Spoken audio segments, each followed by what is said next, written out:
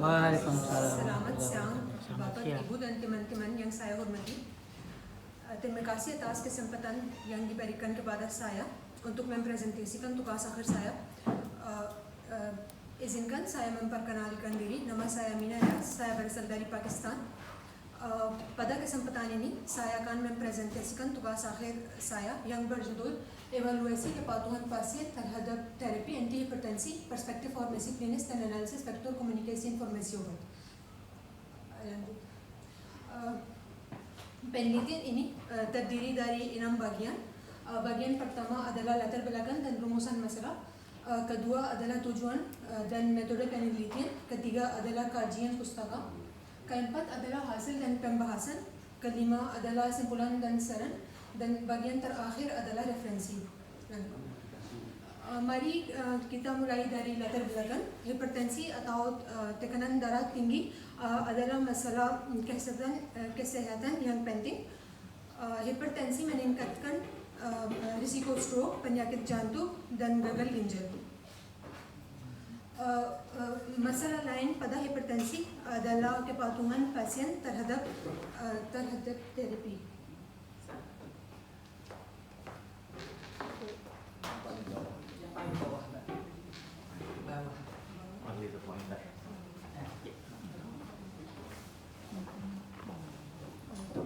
Sekitar 40-60% pasien hipertensi tidak patuh terapi.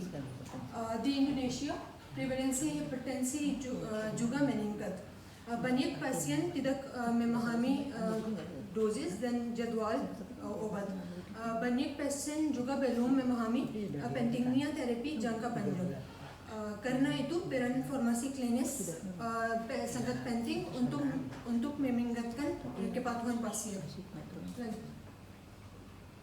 Penelitian ini memiliki 3 rumusan masalah. Masalah pertama adalah tingkat kepatuhan pasien hipertensi terhadap terapi antihipertensi di Indonesia. Kedua adalah faktor komunikasi dan edukasi kefarmasian yang berkaitan dengan kepatuhan pasien.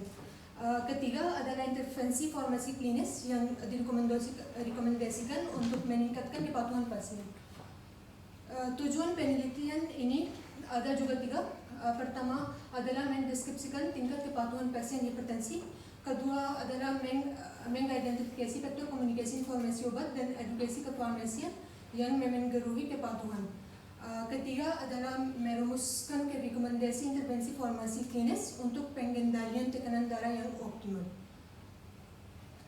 Metode penelitian yang digunakan adalah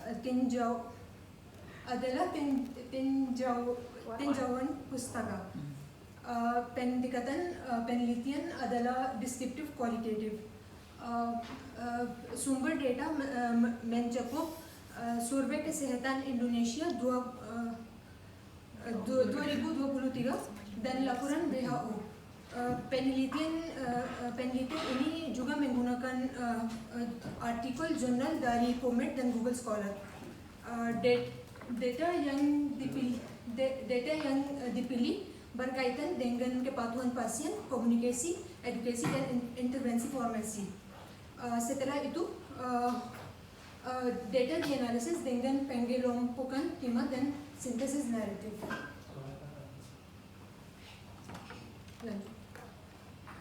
Pada kajian pustaka ada 3 konsep utama. Konsep pertama adalah hipertensi dan risiko klinis. Hipertensi tidak terkontrol meningkatkan risiko stroke, penyakit jantung, dan gagal ginjal.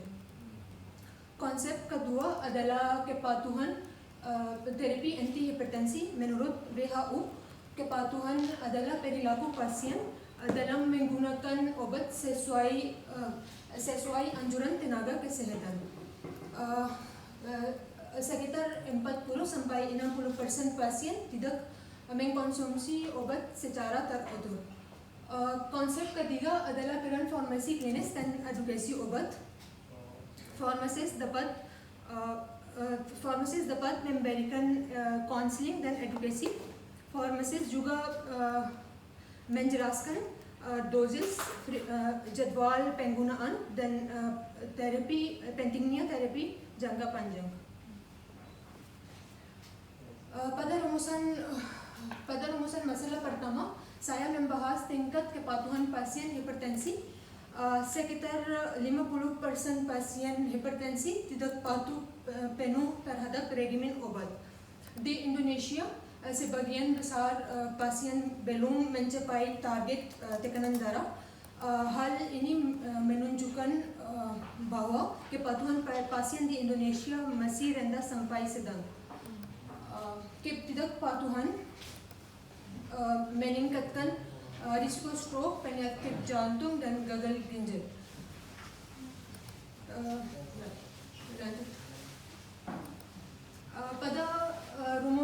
Pada rumusan masalah kedua, saya membahas faktor komunikasi dan edukasi kefarmasian. Komunikasi yang baik meningkatkan kepatuhan pasien. Pasien lebih patuh jika tujuan terapi dijelaskan dengan jelas. Pasien juga lebih patuh jika dosis dan frekuensi obat dijelaskan dengan sederhana. Edukasi tentang efek samping sangat penting, namun di Indonesia ada beberapa hambatan, seperti waktu konseling sangat singkat, istilah medis sering sulit dipahami pasien, dan media edukasi belum dimanfaatkan secara optimal. Lanjut. Pada rumusan masalah ketiga, saya membahas intervensi farmasi klinis yang direkomendasikan. Intervensi pertama adalah konseling individual. Farmasis menjelaskan dosis, jadwal, efek samping, dan pentingnya terapi jangka panjang. Kedua adalah materi edukasi tertulis seperti booklet atau leaflet visual. Ini membantu pasien mengingat informasi obat. Intervensi ketiga adalah pengingat digital atau reminder digital, seperti menggunakan aplikasi kesehatan atau WhatsApp. Ini membantu pasien untuk mengingat jadwal minum obat. Intervensi keempat adalah follow-up terjadwal. Ini membantu pasien pemantauan tekanan darah dan evaluasi terapi. Berdasarkan hasil kajian ini, ada 3 kesimpulan utama. Pertama, kepatuhan pasien masih rendah. Kedua, komunikasi informasi obat sangat penting. Ketiga, intervensi farmasi klinis efektif untuk meningkatkan kepatuhan dan mendukung pengendalian tekanan darah.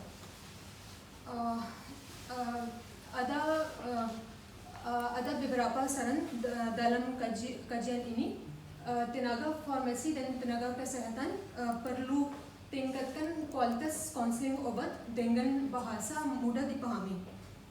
Fasilitas kesehatan perlu mengembangkan program intervensi farmasi klinis berbasis bukti, dan penelitian selanjutnya harus perlu untuk mengevaluasi efektivitas model intervensi farmasi di Indonesia. Slide ini menunjukkan bagian pertama dari referensi. Slide ini menunjukkan lanjutan referensi. Dan demikian presentasi makalah akhir saya. Semoga kajian ini bermanfaat untuk meningkatkan kepatuhan pasien. Terima kasih atas perhatian Ibu, Bapak, dan teman-teman. Saya terbuka untuk pertanyaan dan diskusi. Terima kasih. Oke, baik. Terima kasih Mbak Amina atas presentasinya yang luar biasa sekali ya. Waktunya hampir juga ini tepat sekali, tersisa 21 detik.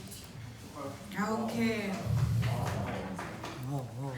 Ya, baik. Untuk sesi berikutnya kita membuka tanya jawab ya dengan mahasiswa pembahas. Mohon mahasiswa pembahasnya adalah ya Mas Edwin. Oke. Mas Amuna wajahnya senyum dulu. Oke, baik silakan Mas Edwin.